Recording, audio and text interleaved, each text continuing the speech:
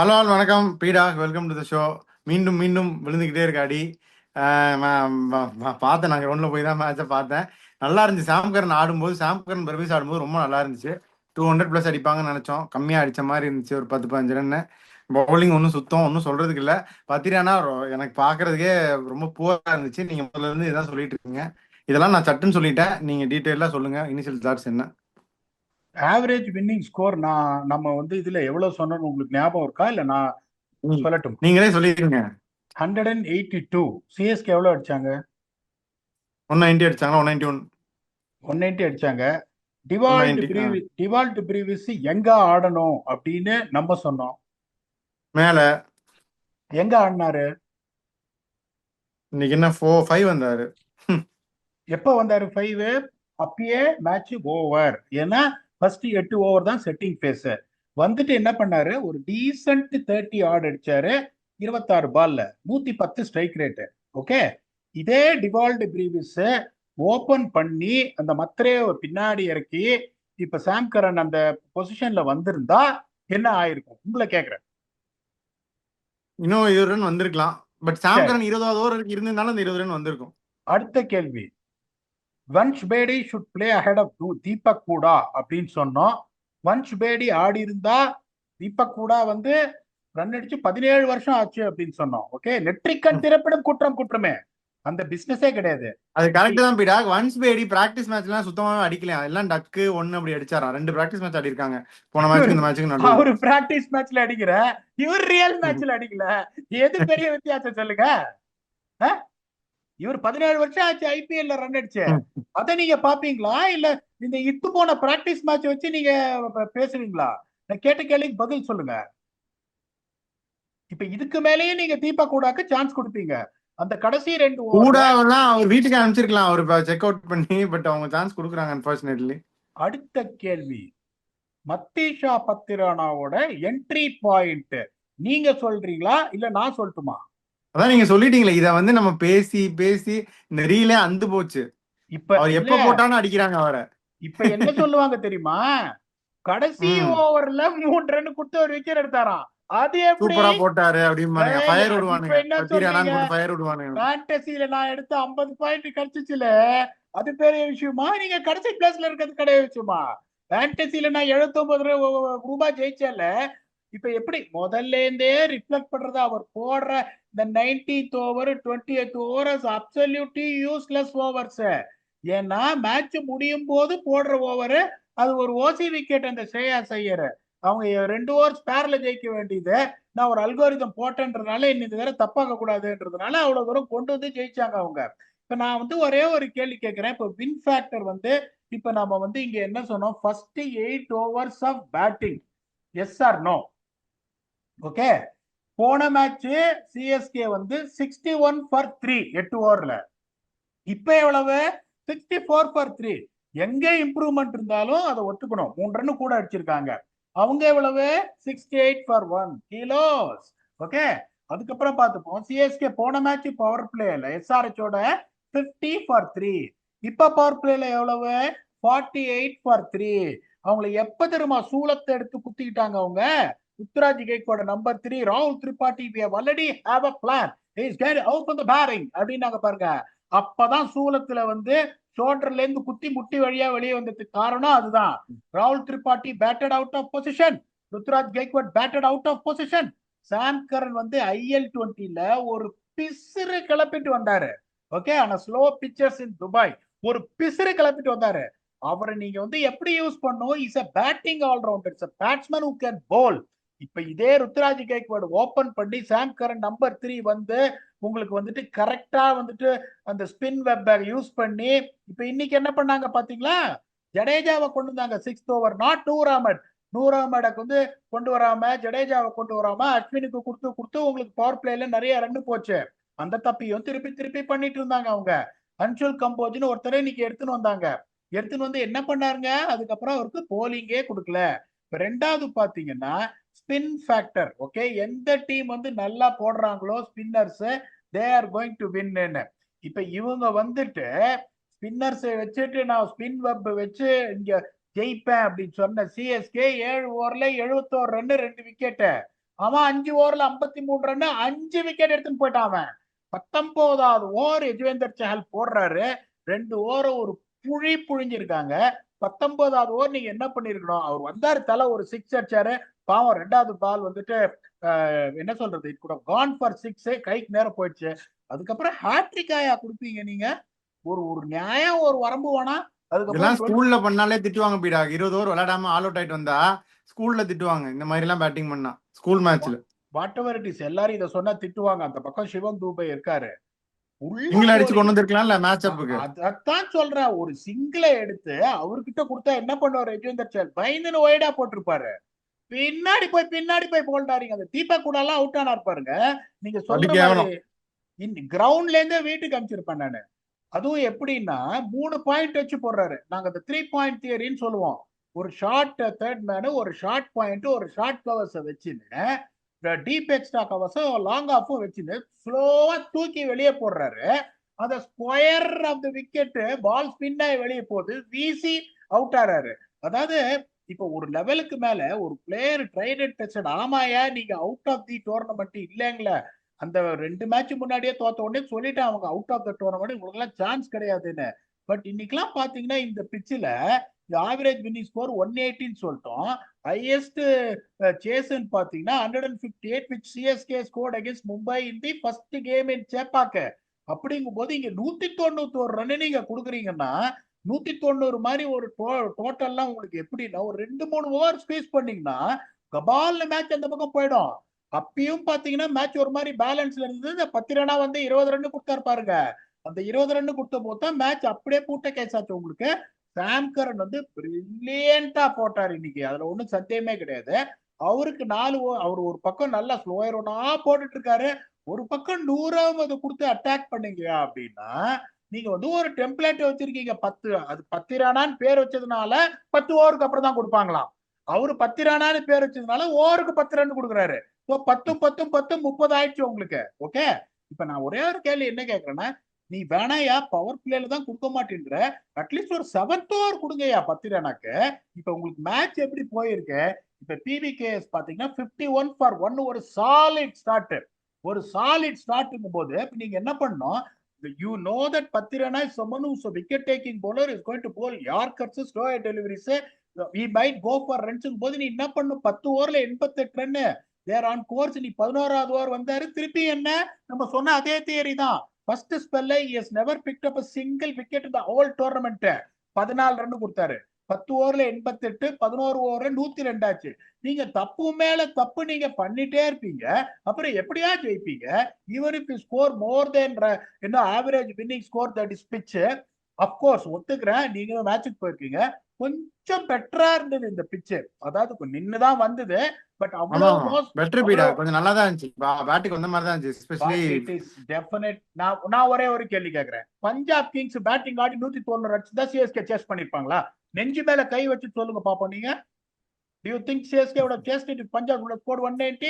Please be honest with your own self. அதான் 180க்கு மேல அடிச்சே 3 வருஷம் ஆச்சுங்கறாங்களே.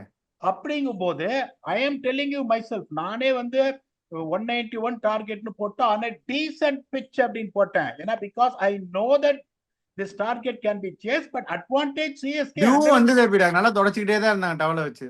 அதெல்லாம் வந்து நான் ஒத்துக்க மாட்டேன் சார். 191 அப்படிங்கும் போது இந்த பிச்சில் உங்களுக்கு அந்த மாதிரி டீம் எப்படின்னா they are going to play shot after shotங்கும் போது you always have a chance if you use your resources well. ஏன் கம்போஜ் ஆமாமா always have a chance, அததான் அவங்க பண்ணலையே.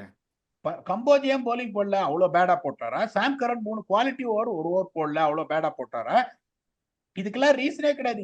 இந்த மாதிரி ஒரு சிச்சுவேஷன்ல சார் 6 ஓவர்ல ஒரு விக்கெட் தான் உங்களுக்கு போயிருக்குன்னா you have to pick wicket. 7 to 10 is a crucial thing in Chepauk. We always say most number of wickets fallen in 7 to 10 is this venue அப்படிங்கும் போது இப்ப அவங்க பாருங்க 51 for 1 6 ஓவர்ல 10 ஓவர் முடியும் போது 88 for 1 and you concede 37 without picking up a wicket.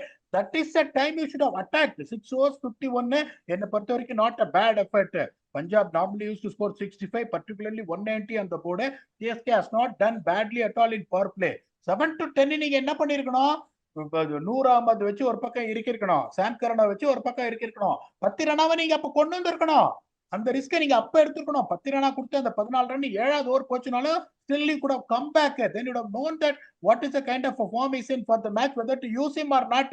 நீங்க அதுக்கப்புறம் என்ன பண்றீங்க? ஜடேஜாக்கு கோட்டா முடியல, அதுக்கப்புறம் அன்சுல் கம்போஜுக்கு கோட்டா முடியல. என்ன பொறுத்த வரைக்கும் today the best bowler for CSK is Sam Curran. Whether you accept it or not, that is my humble opinion. didn't bowl his quota 4 overs. எப்படியா டிஃபெண்ட் பண்ணுவீங்க நீங்க 191? அதுவும் அவங்க கடைசியில வந்து 2 பால்ல தான் ஜெயிச்சாங்க.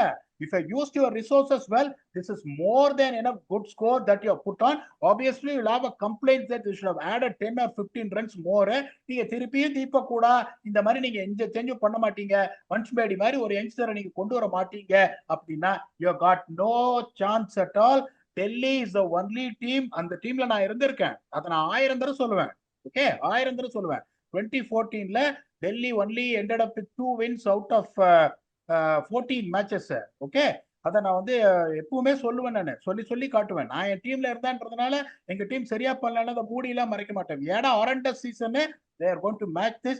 I don't see them winning a single match from here unless otherwise they really do their strategies and use their resources well. It's a poor outing for CSK. Half time la pathina they had a chance, they blew it away with the way they have used their resources. I'm very sorry. அதுதான் பீடா, ஃபுல்லாகவே out play பண்ணலாங்க at least தேவர் இந்த game.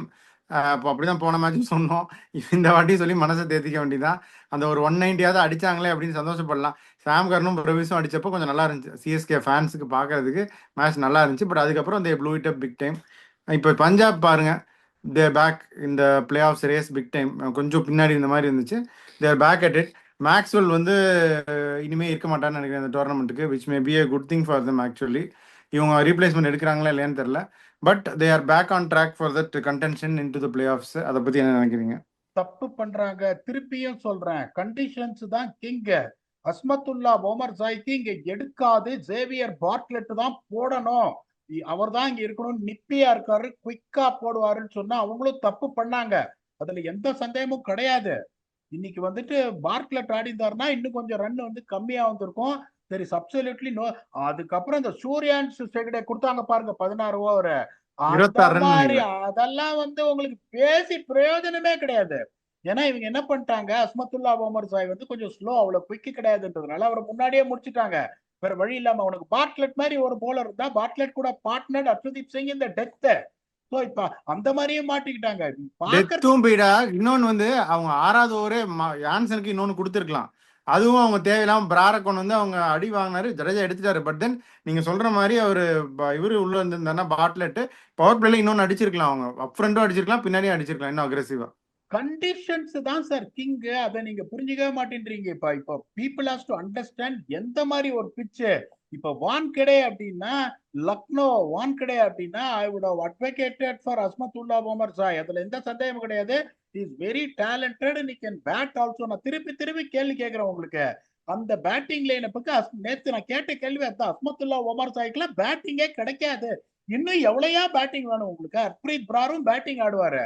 இன்னைக்கு என்ன பண்ணிட்டாங்க, what I wanted is Shashank Singh is to bat number 4, English to bat at number 5, Vadera to bat at number 6.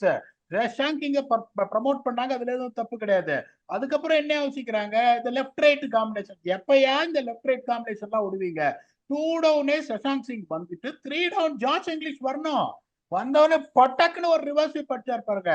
இப்ப என்னன்னா நிறைய பேர் என்ன நினைக்கிறாங்க, நான் ரொம்ப அவரை ஓவர் ரைட் பண்றேன்றாங்க. நான் பார்த்திருக்கேன், எங்க டீமுக்கு ஆடி இருக்காரு அவர், 360 டிகிரிஸ் பிளேயர், டேமேஜ் பண்ணிடுவார், இஸ் டிஸ்ட்ரக்டிவ் பிளேயர். அப்படிங்கும் போது வதேராக்கெல்லாம் ஒரே ஒரு கியர் தான், வந்து டப்பு டிப்புன்னு அடிப்பாரு. நீங்க வதேரா மாதிரி ஆள்லாம் பின்னாடி வச்சுக்கணும் உங்களுக்கு ஹிட்டிங் ப்ராவஸுக்கு. இந்த மாதிரி ஒரு சுச்சுவேஷன்ல நீங்க சஷாங்க் சிங் முன்னாடி இறக்கிட்டு அதுக்கப்புறம் ஜார்ஜ் இங்கிலீஷ் இறக்கி இருக்கணும். ஆனா பெருசா ஸ்ட்ராட்டஜிக்கல் எரர்ஸ்லாம் அவங்க பண்ணல. டீம் செலக்ஷன்ல definitely it is Xavier Bartlett ahead of Azmatullah Omarzai because of the nature of the pitch and the way he bowls. But அதனாலதான் இவங்களுக்கும் ரன் கொஞ்சம், சூர்யான் ஷெகடே போலிங் போட்டதுனாலதான் 190 போச்சு. 190 போயிருக்கிறதுக்கு வாய்ப்பே கிடையாது. 8 ஓவர்ல 64 for 3, அப்புறம் எப்படி அங்கேருந்து எப்படி கொடுப்பீங்க? ஆனா வந்து credit has to be given where it is given. No power hitting, no slugging. That was an absolutely sensational batting show by Sam Curran. ஒன்னே ஒன்று புரிஞ்சுக்கோங்க, that is what we will always tell him. It's not someone who's going to hit you 100 meters lengthy six. But பியூட்டிஃபுல்லா வந்து clear பண்ணார். Be it fast bowler, be it spinner, he was absolutely brilliant. ஒரு 6-7 பால் கொஞ்சம் கஷ்டப்பட்டாரு. you have to accept the fact. கொஞ்சம் ஒரு மாதிரி அவர் பேட்ல படல. the moment இறங்கி அப்படி ஒரு 6 அடிச்சார் பாருங்க. அதுக்கப்புறம் he was on complete song. there is absolutely no stopping whatsoever. இதே டெவால்ட் பிரேவிஸ் ஓப்பனிங் இறங்கி ஒரு ஸ்பார்க் கொடுத்திருந்தாருன்னு வச்சுக்கோங்க. சைக்ரஸ்ட் அந்த மாதிரி ஆடுற ஆள் தான், ஸ்லோவா ஆடுற ஆள் தான். I will keep on telling again, he is not going to blast. Brevis open பண்ணிட்டு நம்பர் 3 வந்து சாம் கரன் வந்துட்டு நம்பர் 4 ஆயுஷ் மத்ரே எப்ப வந்தாலும் அடிக்கதாயா போறாரு. எப்படி அவுட் ஆனாரு இன்னைக்கு? அடிச்சுதான் அவுட் ஆனாரு. ஆனா I'm not going to blame him. That is way he plays. அப்படிங்கும் போது பிரேவிஸ் மாதிரி ஒரு ஆள்லாம் வந்து கடுபட் பண்ணிடுவாரு பவர் பிளேல. நீங்க என்ன பண்றீங்க? You are also batting him out of position after power play where the ball became softer and the spinners come. I'm not saying he's a bad player of spinner. இப்ப இன்னைக்கு அவருக்கு இந்த மாதிரி வெற்றி கெட்டெல்லாம் கொடுத்தீங்கன்னா சொருகி இருப்பாரு நியூ பால்ல. அந்த ஒரு 20 ரன் கூட வந்திருக்கும். பட் இந்த மாதிரி நீங்க ஒரே டெம்ப்ளேட்டை தான் நான் எடுப்பேன், 10 ரனா 10 ஓவருக்கு அப்புறம் தான் நான் போடுவேன், யார் சொன்னாலும் நான் கேட்க மாட்டேன், எனக்கு அது ஈகோ ப்ராப்ளம், அவரை ரீடைன் பண்ணிருக்கேன், அவரை இப்படிதான் யூஸ் பண்ணுவேன் அப்படின்ற நீங்க மெத்தடாலஜிக்கு போனீங்கன்னா you got 4 games to go, you already eliminated. இப்ப கிரிக்கெட் போல ஃபர்ஸ்ட் ஈடு போட்டிருக்கிற ஒரே டீம் உங்களுக்கு தான். and then you are also going to end up in a embarrassing manner that going to end up with wooden சரி, spoon. போதும் போதும், சாபமா கொடுத்து தள்ளாதீங்க, பாவம். சாபம் கிடையாது, வருத்தத்துல சொல்றேன். they might end up with the first time with a wooden spoon. அது வந்து அவங்க கையில தான் இருக்கு. நம்ம இதுக்கு மேல பேசி பிரயோஜனம் இல்லை. we can only tell what little we know, but it is up to them. Okay, Sam Curran jolly, CSK காலி. இப்போ உங்க ஃபைனல் தாட்ஸ் சொல்லுங்க. நீங்க வந்து தப்பா போற ப்ரெடிக்ஷன் இந்த சிஎஸ்கே மேட்ச் தான். இதுக்கு முன்னாடியே சொல்லிட்டு திருப்பியே அதைத்தான் சொல்லிருக்கீங்க. அதை பண்ணாதீங்க. அடுத்த உங்களோட ரெக்கார்டு அடி வாங்குறதுக்கு காரணமே தோக்குற மேட்ச் மட்டும்தான். 8 மேட்ச் இல்ல இது மாதிரி சொல்றதுக்கு என்னடா சார் வருத்தமா இருக்கு. எனக்கு என்னன்னா திருப்பி நான் சொல்றேன், at some point of time you will go through a low phase. வருஷம் டாமினேட் பண்ண முடியாது. Whatever comes up comes down சொல்லுவாங்க, ஒரு தியரி இருக்கு. அதனால எனக்கு வந்து என்னை பொறுத்த வரைக்கும் அது அவங்களை நான் வந்து கிரிட்டிசைஸ் எல்லாம் பண்ண மாட்டேன். இந்த மாதிரி ஒரு சீசன் போகத்தான் போகும். பட் இந்த மாதிரி ஒரு மென்டாலிட்டியில இருந்தீங்கன்னா how are you going to build the next year and the next year? அததான் எனக்கு தெரியல. kudos to Punjab Kings. அப்படியே ரொம்ப கிட்டத்துல இருக்காங்க. I want them to qualify. I don't want them to do any kind of strategical errors or usage of resources of getting players in the playing 11 to blow it away. They played brilliant cricket. They deserve to get into playoffs. அதுக்கப்புறம் நமக்கு தெரியாது what is going to happen. They deserve to get into playoffs. Well played PBKs. That's all we have got from this episode. The next is going to be another cracker. Mumbai is going to maintain the top 4 in the table, or Rajasthan Royals going to join CSK with the E symbol. That is going to be preview. We are going to come up with your very own octopus. Until then, thanks a lot and bye-bye.